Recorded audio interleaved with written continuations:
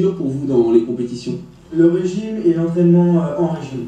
Le régime et l'entraînement en régime. Ah, ouais, et entre les deux, entre l'entraînement et le régime, vous mettriez lequel en... Je pense que je mettrais l'électrostimulation. L'électrostimulation. Parce que l'électrostimulation, en fait, on s'y habitue, donc je pense qu'après c'est de moins en moins dur. De moins en moins dur. Est-ce qu'il vous est arrivé de pleurer durant votre entraînement? C'est comme Alexandre Panchini, mon coach actuellement, qui m'a dit tu vois, l'entraînement ça va être hardcore, et il m'a dit que la fête commence. Alors moi j'avais pas compris en fait, et quand il m'a mis l'électrostimulation sur les mollets, là j'ai pleuré, j'ai vraiment pleuré parce que j'avais mal. Et vous avez pleuré devant tout le monde? Devant tout le monde. Tant pis, c'est pas grave, de toute façon on connaît plus personne quand on est dans cet état-là. Donc vous avez eu aucune honte à pleurer devant tout le monde? Aucune honte à pleurer parce que je sais que c'était pour moi et que je le faisais que pour moi. Et l'entraînement pour vous était si triste?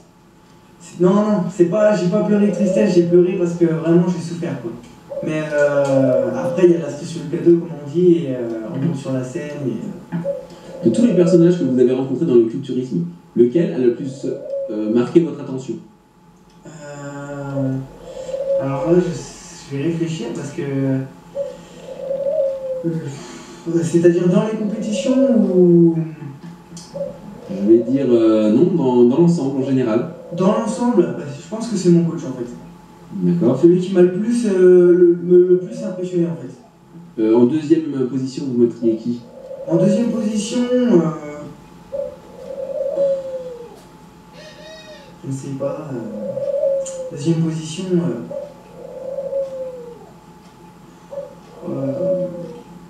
par exemple, entre Johnny, Thierry, Marc, Bruno.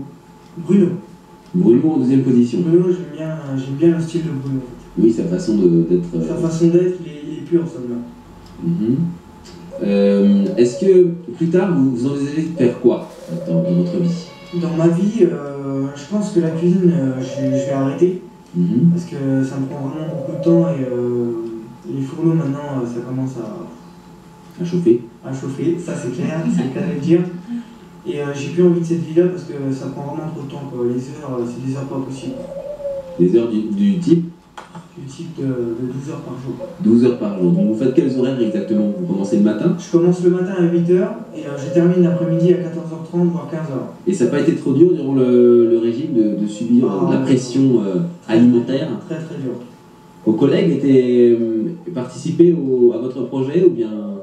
Mes collègues, je pense qu'ils m'aidaient parce que à chaque fois que j'allais en direction des aliments, des trucs, ils me disaient non, tu touches pas à ça, c'est pour toi que tu le fais. Et je savais très bien dans ma tête que c'était pour moi que je le faisais. De toute façon, j'avais pas le choix, c'est soit ça, ou soit je me présente à la compétition et puis je suis gros comme une autre. Donc il n'y a pas d'écart.